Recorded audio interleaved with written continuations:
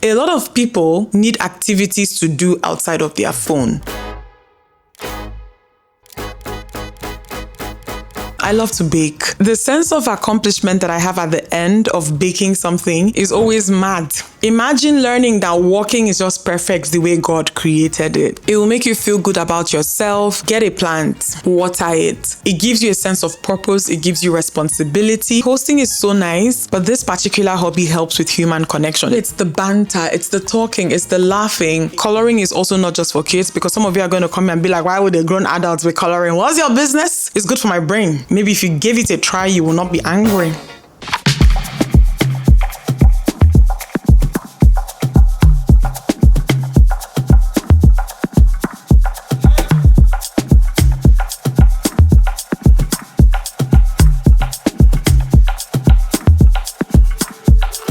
Hey everyone, welcome back to my channel. Today we are going to be talking about hobbies. I think that we don't talk about them enough as adults. I actually thought about it 2 weeks ago and I realized that the only time that I even come across the word is when I am filling out forms these days. It's not something that we discuss enough as adults in social conversations, social interactions, even on social media. I think that hobbies are not talked about enough, especially analog hobbies. I am doing this video because I feel like a lot of people need activities to do outside of their phone, okay? Anything that keeps you off of your phone these days, I'm a very big advocate for it. I think that using social media is not bad. I just feel like a lot of people struggle to use it in moderation. And I think it's gotten so bad that it's beginning to affect the quality of conversations that we are having on there. Sometimes just by looking at someone's takes online, you can immediately tell whether or not someone is chronically online, because they are always at the extreme end of things. Everything is black and white. There are no gray areas. Sometimes there is even no context to what they are reacting to. They're just reacting because they feel like they need to react to. And I feel like sometimes if I know someone in person who is going about things like this, my number one advice is always to cut down screen time. You don't need all that screen time. There are so many other things you could do outside of your phone that are very fulfilling, very enriching, will keep your mind and your brain and your heart even busy and active. So I want to share them with you guys in this video. I'm going to be sharing with you guys 10 hobbies that I found to be really beneficial to me. So if you're looking for ways to limit screen time, if you're looking for inspiration when it comes to activities or things to do with your time that could actually excite you, then this video is for you, because I think that you're going to at least find a thing or two to give your time to. When it comes to hobbies, there are 4 popular groupings. There are intellectual hobbies, there are creative hobbies, there are hobbies that would help you with human connection, and then the last category is hobbies that help with well-being. This is a very popular grouping backed by science, all of that. And I think that all these categories deserve attention. I don't think that it's also even advised that you overfixate or fixate solely on one category. You want to at least touch one of the 4 boxes when it comes to the group of hobbies that you have. Now, I have some boxes you guys are going to see towards the end of the video that are a bit scanty. Some of them have more hobbies in them than some for me, but my goal is to fill everything up.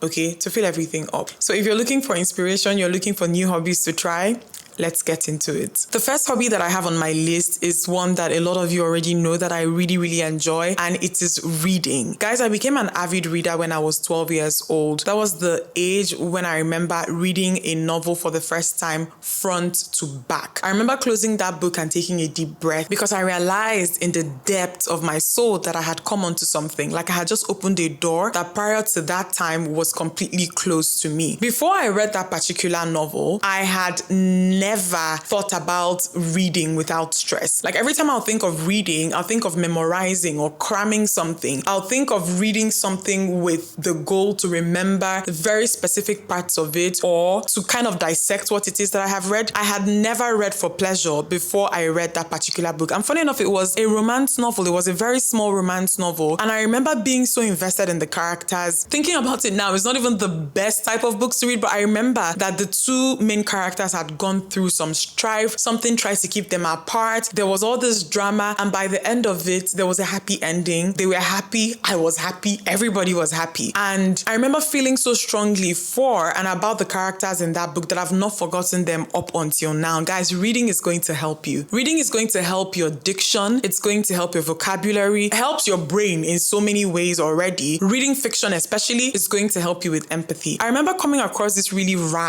conversation on social media last year, I think in December, where some people were kind of ranking reading and trying to claim. And honestly, I don't want to make this about gender, but I remember that conversation was also like there was a whole gender aspect to it. But it was this thing about, if you're not reading nonfiction, then you're not really reading. That the only quality type of reading that anyone can do is when they read nonfiction. Guys, reading is reading. There are genres, of course. Fiction is something that you can read. There's women's fiction. There are all kinds of fiction. There's romance, there's thriller, there's horror, there's romance now. A new genre that I think that we didn't even have 10 years ago. There's just genres. There's so many things that you could enjoy. Inside these genres, there are sub-genres. Okay, some books are more explicit than the other. But I am saying all of this to say that it doesn't even matter what you read. You always learn something at the end of every book. If it's not a concept, it's a word, it's a theory, it's something that you want to do a deep dive into. It's a very good way to spend your time. Another thing, again, I really want to stress when it comes to reading is that if you've ever been told in real life that you're not an empathetic person, you're not a considerate person, read fiction. It's going to help you. And the thing about fiction is that it puts you in people's shoes. It makes you very invested about their storyline, At the end of the day, at the end of a book, sometimes you end up feeling things that you could never have felt in real life. You end up identifying with very specific types of struggle that at the end of the day, the main character's feelings are very, very similar to your own feelings. And then it teaches you how to understand that someone else can feel something other than you.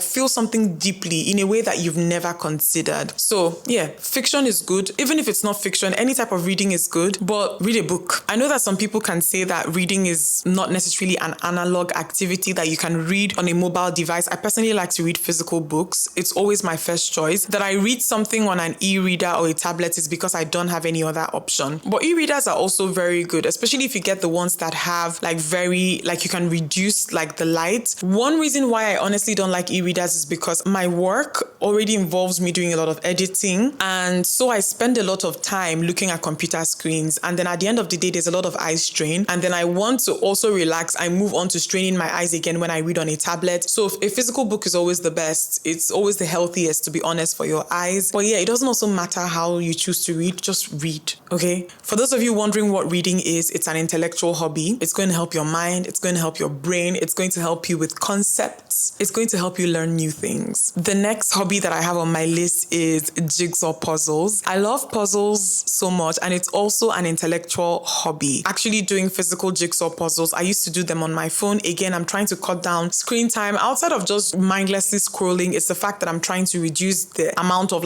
time I spend staring at a screen, because I feel like there's something so abnormal about that. But jigsaw puzzles are good. There's something very fulfilling at the end of it when you realize that you have a full solid picture and there are no parts missing. Before I started doing physical jigsaw puzzles, I'll do them on my phone, with mobile games. If you enjoy jigsaw puzzles and you want to continue enjoying them outside of your phone, get the physical ones. And I think that most times when people think of jigsaw puzzles, they think of the big ones that take days. There are these small ones that I get from AliExpress. They come in these tiny bottles, like you guys can see, and you just take your time and piece them together. You can have a solid picture in about an hour max, depending on how fast you are. Sometimes less, to be honest. It's intellectual. It puts your mind to work because you're trying to figure out where things go. There is a level of dopamine that comes with it. There's a level of satisfaction that also comes at the end of it. I would highly recommend for people who are looking for puzzle games that they could play, jigsaw puzzles. Highly, highly, highly recommend. Third thing on my list is coloring. Guys, I've been enjoying coloring so much since the last quarter of last year. I find it to be very soothing, very therapeutic, very calming. I even love it for when I'm doing something that is a bit monotonous and I want to keep my brain busy, or when I'm listening to a lecture, or when I am in a meeting and it's a long meeting. I'm listening because my brain kind of is like that, where I'm listening and I'm taking in all this other information, but I need to be doing something else. And instead of scrolling on my phone, which is the automatic thing to do, I just get a coloring book. I'm coloring. It's very satisfying. This is not my first time trying coloring. I had tried it before back in 2017-18. I even shared it with you guys, but I had gotten a very complicated coloring book with these very tight spaces that you had to fill in with pencil crayons. The end result was not that satisfying, and then I found it to be a bit more stressful than it was calming. I decided to switch to these type of coloring books that have these big graphic pictures with big borders. And outside of that, I also got alcohol markers, alcohol pens. They are so vibrant and they give you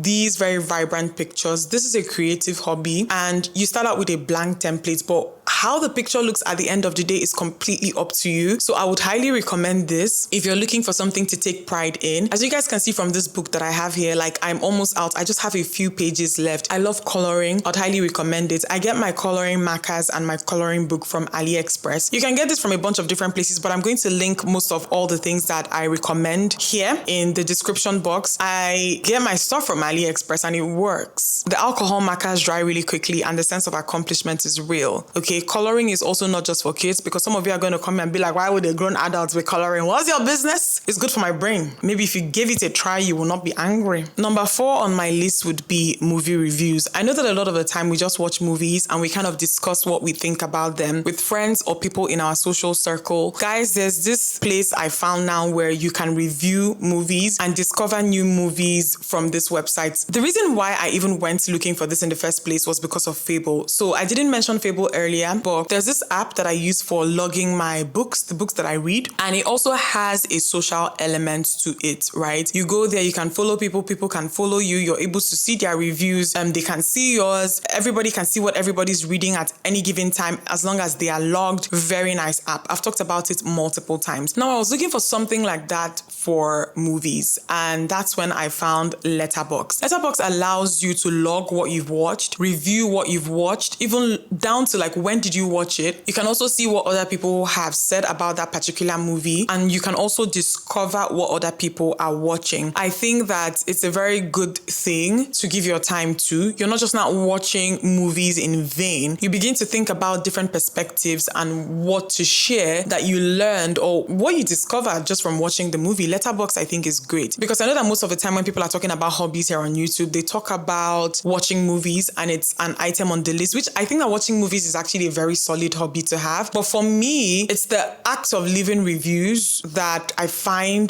to be the strongest appeal for me. It gives me something to look forward to. So as I'm watching a movie, I'm already thinking of my thoughts on the movie. If you're looking for a place to share your thoughts, or you're looking for a platform where you can have social interactions around like movies, go check out Letterboxd. Highly recommend. For those of you wondering what category movie reviews will fall under, I would say it's intellectual, because it makes you think about what to think, about what to say, about what other people think, you know? The 5th hobby that I'd highly recommend would be learning a new language. These days, this has nothing whatsoever to do with a classroom or a course. Duolingo is there to help you. I've used it quite a few times. The last language that I am actively trying to learn is Italian, and it has a very interactive user interface. It helps you like keep streaks. It congratulates you. It lets you know when you're slacking. It gives your brain something to look forward to. And I think that there's a sense of accomplishment that comes with sitting in a country that has nothing whatsoever to do with the country that a language belongs to, and learning and perfecting a language from that place. Did that sentence even make sense? Honestly, I don't know. But you guys know exactly what I'm saying. Duolingo is there for you. Learn a new language. I know so many people who do this. I do it. My husband does it. I think it's a good way to spend your time. For those of you wondering what category this belongs to, it's an intellectual hobby. It is. And one thing I'd recommend, if you think that using Duolingo on your phone is going to make you tempted to start scrolling through social media, then access it on another device so you can learn what you need to learn on your computer or on your iPad if you have a tablet. But yeah, I'd highly recommend learning a new language. It's a better way to spend your time than scrolling. The 6th hobby that I have on my list is baking. You guys know how I feel about this one. I love to bake. I love it.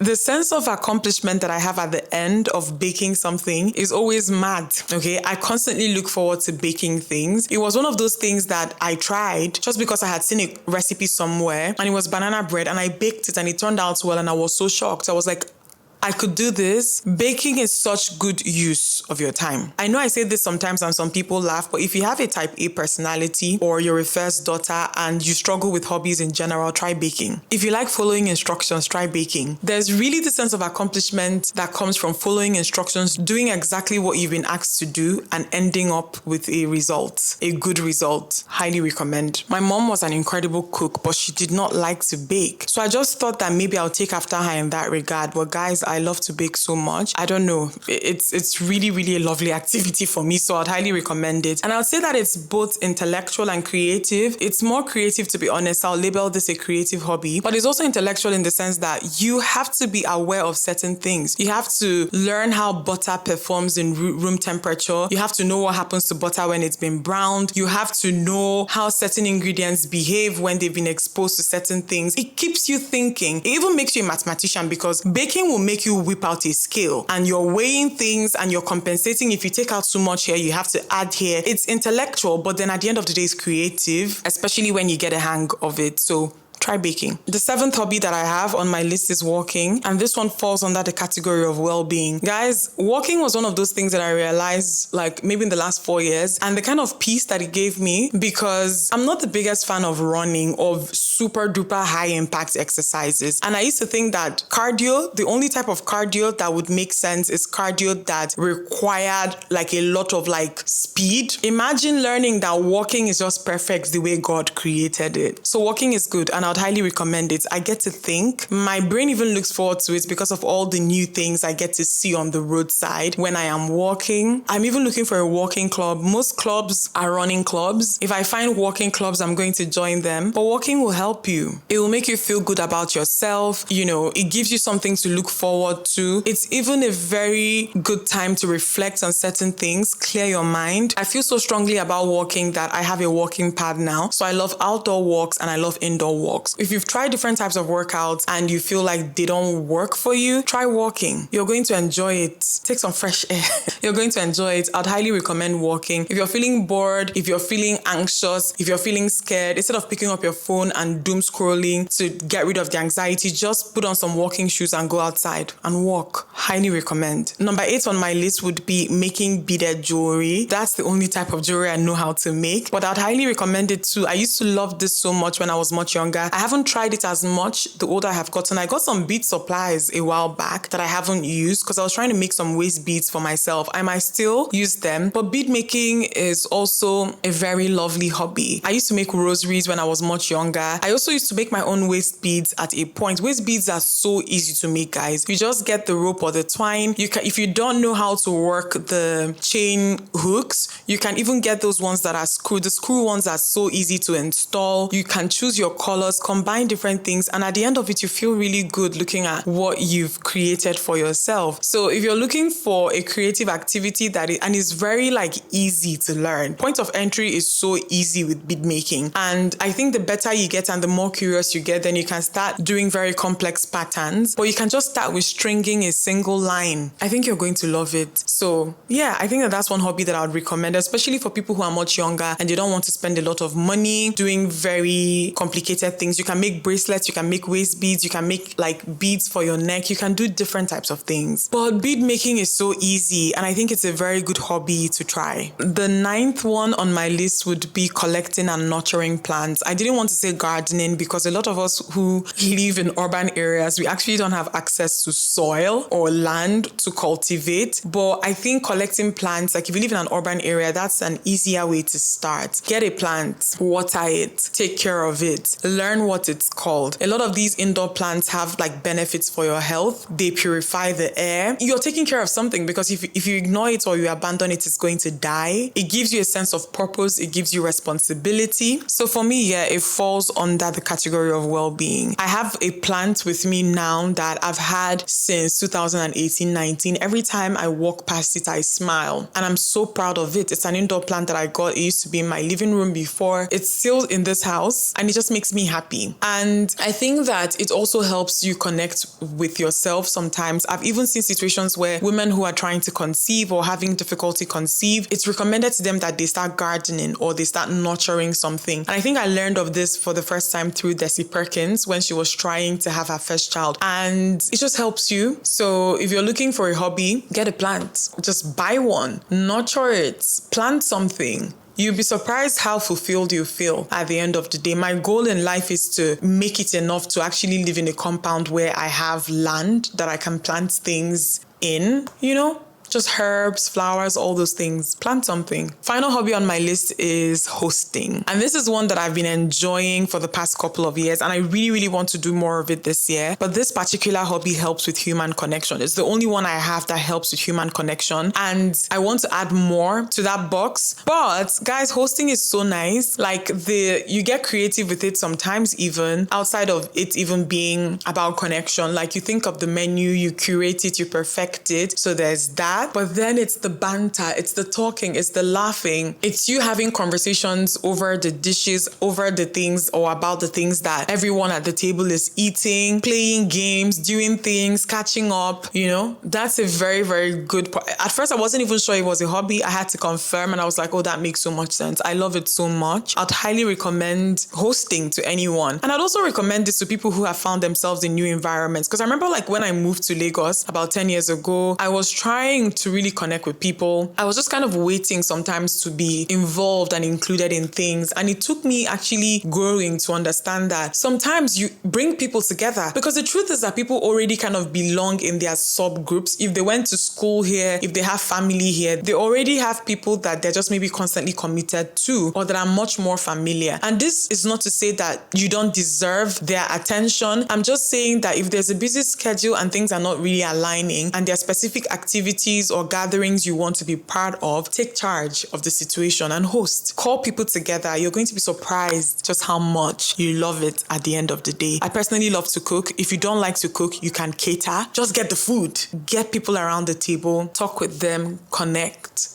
Catch up. Okay, so that's my list. These are 10 hobbies that I really, really love so much and I would highly recommend to you guys. There are about 3 hobbies that I really, really want to try out this year. The first one would be Pilates or yoga. Outside of just what it does for your body and your mind, and outside of it being like a well-being hobby, it's the fact that it's also a connection hobby sometimes because I feel that people have like Pilates or yoga buddies, people that they do these activities with. Another one I really want to try is either crocheting or knitting. I think I'm going to really enjoy it because I know that there's a sense of accomplishment that would come when I'm able to make a scarf, like start it from nothing and whip out something. I think I'm going to really enjoy that. And the last one for me would be joining a club of sorts, but most likely I think I might actually create a book club, but a physical book club. Like create an environment where me and my friends might discuss what we've just read. These are the 3 that I think I want to add and I'm looking forward to. What are your favorite hobbies? In as much as I like to share these things, I always like to ask what you guys are enjoying. Please let me know. I'd really, really like to know so that I'll know what else to consider. I hope you guys enjoyed this video and I hope that you found it helpful. I'll see you guys in my next one.